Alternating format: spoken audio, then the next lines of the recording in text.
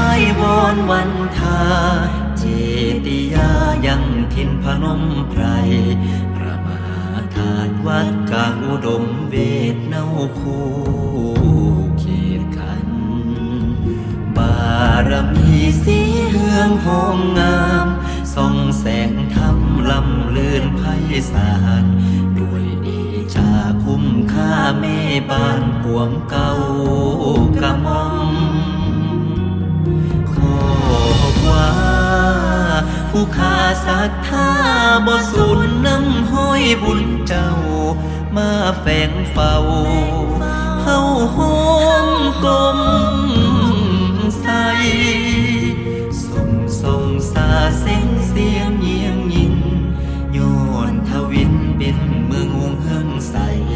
โปรดบันดลบันดาลพรชัยสมปรารถนาเหล่าลูกหลานเมืองพนมไพรยึดมั่นศรัทธา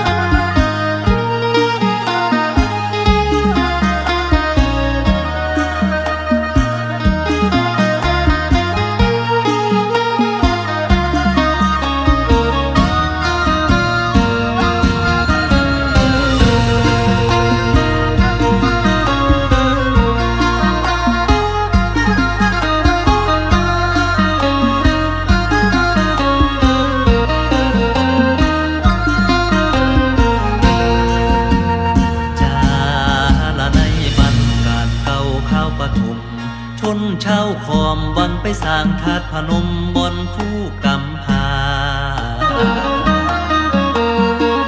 จังวลีลาดันดง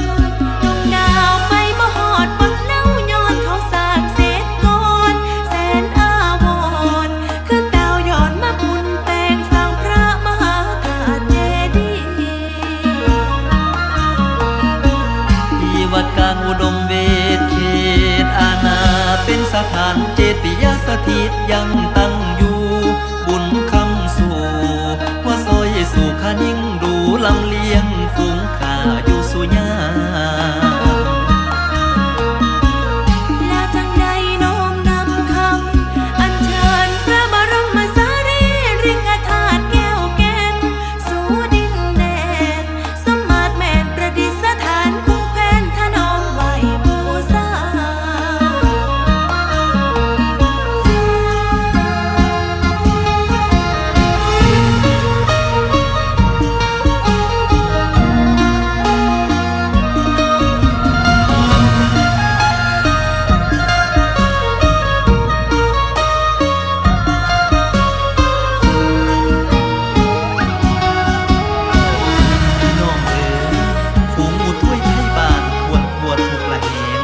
ตั้งบุญเป็นแต่งตก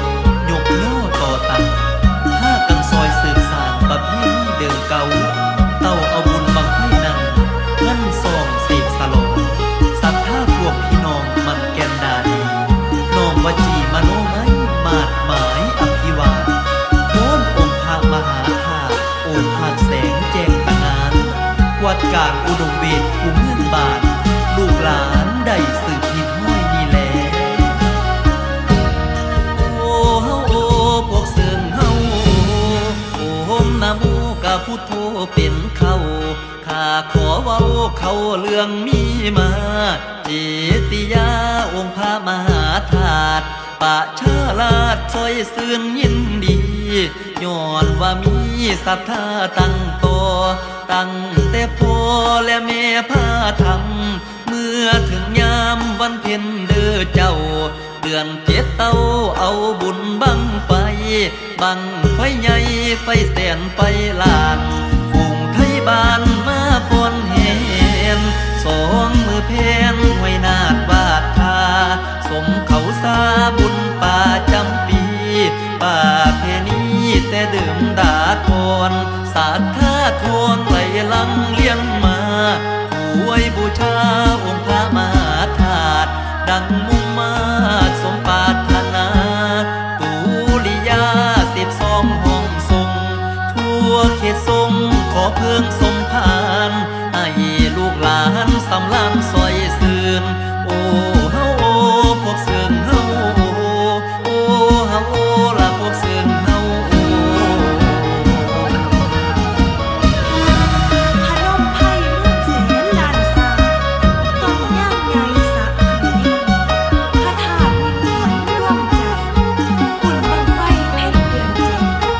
รถเด็กขบวนเศร้าหาดทรายขาวหมากปาสีผ้ามัดมีไม้ยืนลือน้ำ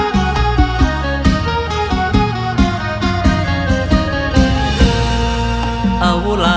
คันบ่ละบวนสิ้นทางลำคงไว้สีน้อยในไฟฟอนอยู่ย้อนอ่อนแขนตอนปีแตนแข้งยาวไล่สาบสลาเป็ดสำเนียงเงียงยินเข่งเขาคุณทำเจ้าหัวไรสุนเพิงใส่เลื่องเลื่องพระมหาธาตุมีทุลีเเหนียววอนละแก้วแก่นก่อนแก้ว